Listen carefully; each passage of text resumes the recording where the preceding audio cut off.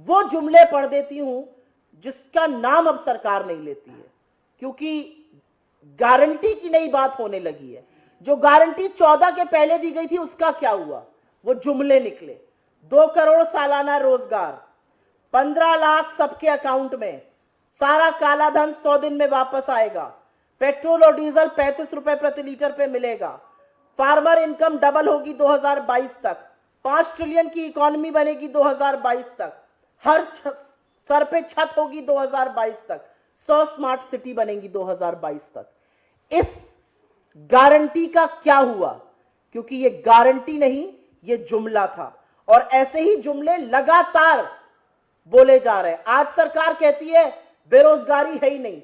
IT companies ने 2,60,000 नौकरियां 2023 में घटा दी, क्योंकि निवेश और उपभोग दोनों नहीं हो रहा है। जुमला था 15 लाख बैंक अकाउंट में लाने का। बड़े बड़े स्विंडलर्स, बड़े बड़े वो लोग आप पर चूना लगाकर आपकी नाक के नीचे देश छोड़ के भाग गए। पिछले 10 साल में एक फ्यूजिटिव को सरकार वापस नहीं ले पाई, चाहे वो मोदी जी के मेहुल भाई हो, चाहे नीरव मोदी हो, चाहे विजय माल्या हो, चाहे संदेशारा हो, चाहे रितेश जैन हो। तमाम ऐसे लोग जो देश छोड़कर मोदी सरकार की नाक के नीचे भाग गए। ये जुमला आता रहा कि 15 लाख अकाउंट में आएंगे, भगा उनको दिया गया, चपत आपकी लग रही है।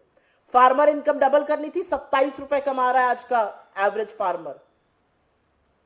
25 करोड़ लोगों को गरीबी से निकाला गया। दोनों सदनों में मैंने सुना बड़ी निर्लज्जता से प्रधानमंत्री और वित्त मंत्री इसकी बात कर रहे हैं। किसने इसकी पुष्टि की है? नीति आयोग ने, मानक बदलकर। क्या यूएनडीपी ने इसकी पुष्टि की है? क्या वर्ल्ड बैंक ने इसकी पुष्टि की है? क्या आईएमएफ ने इसकी पुष्टि की? और अगर यह सच है तो उपभोग क्यों कम है?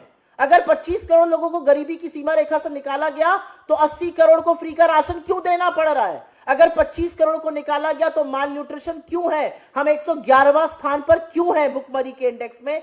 ये बातें सरकार नहीं बताएगी। सरकार कहेगी हमने 11 करोड़ 80 लाख फार्मर्स को पीएम किसान सम्मान दिया। असलियत यह है कि उनकी संख्या घटकर 8 करोड़ हो गई। और एक असलियत यह भी है कि किसान से आपने जीएसटी लगाया, उसकी खाद पर, उसकी दवाई पर, उसके कृषि के उपक्रम पर, डीजल उसको महंगा दिया। 28 लाख करोड़ की वसूली आपने सिर्फ किसान से करी। और अंत में मैं सिर्फ इतना कहना चाहती हूं, बड़ी बड़ी बातें, आईआईटीज बनाए, एम्स बनाए, ट्रिपल आईटीज बनाए। वेकेंट पोजीशन आईआईटीज में 9,600 के ऊपर है, ट्रिपल आईटीज में 1,000 के ऊपर है, सेंट्रल यूनिवर्सिटीज में 22,000 के ऊपर है। पीएम मुद्रा से बहुत पैसा दिया गया। असलियत यह है एवरेज लोन साइज 25,000 का था। 25,000 आप में से जिसको चाहिए उसको देते हैं। एक धंधा शुरू कर एक बिजनेस शुरू करके दिखाइए, कोई नहीं कर सकता है। और अंत में जिस जीएसटी के नाम पे बहुत कूदफांद हुई, 50% इस देश की सबसे गरीब आबादी 64% जीएसटी अदा कर रही है और सरकार वसूली करके अपनी पीठ ठोक रही है।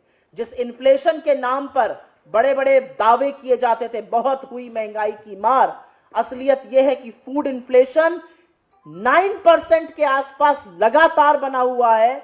और एक साल भी पिछले 5 वर्षों में जो इन्फ्लेशन का लेवल है 4%, वो अचीव नहीं हुआ है। लगातार 6% के आसपास इन्फ्लेशन रहा है। मुझे ऐसा लगता है कि काफी डिटेल में मैंने इस पर बात करी है, क्योंकि ये कच्चा चिट्ठा सरकार का खोलना जरूरी था।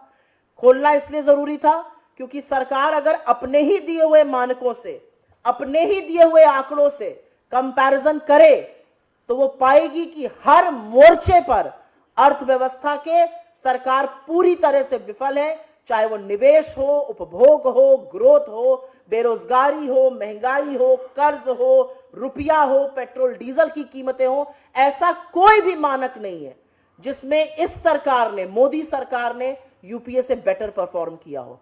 तो झूठ बोलना एक कला है, लेकिन आंकड़ों के साथ खिलवाड़ नहीं किया जा सकता है। और ये सरकारी आंकड़े, मैंने एक भी आंकड़ा अपना नहीं कोट किया है, एक भी प्राइवेट आंकड़ा नहीं कोट किया है। ये सारे सरकारी आंकड़े हैं, ये बजट के आंकड़े हैं, ये इंटरनेशनल एजेंसीज के आंकड़े हैं। और अगर सरकार के अंदर हिम्मत है तो जिस चार्ट का मैंने यहां पर प्रोडक्शन किया, जो हम आपके साथ साझा करेंगे, ऐसी एक चार्ट सरकार जरूर बनाए और लोगों के सामने लाए। इस देश को निर्धारित करने दीजिए कि हो क्या रहा है।